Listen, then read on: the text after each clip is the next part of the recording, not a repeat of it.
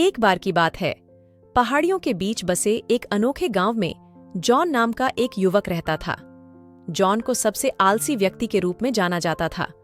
वह पूरे दिन पेड़ों की छाया में आराम करते हुए बादलों को आते जाते देखते हुए बिताता था, जबकि अन्य ग्रामीण खेतों में मेहनत करते थे या अपने कामकाज निपटाते थे। जॉन अपने आलस्य में संतुष्ट रहता था। उसके माता पिता अक्सर उसे डांटते थे और अधिक उत्पादक बनने का आग्रह करते थे, लेकिन जॉन एक आलसी मुस्कुराहट के साथ उनकी चिंताओं को दूर कर देता था। एक दिन गांव में भयंकर अकाल पड़ा। खेतों में फसलें सूख गईं और भोजन की कमी हो गई।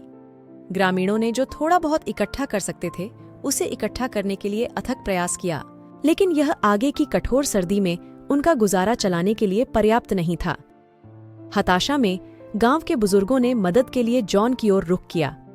उसके आलस्य के बावजूद वे जानते थे कि उसके पास एक चतुर दिमाग है।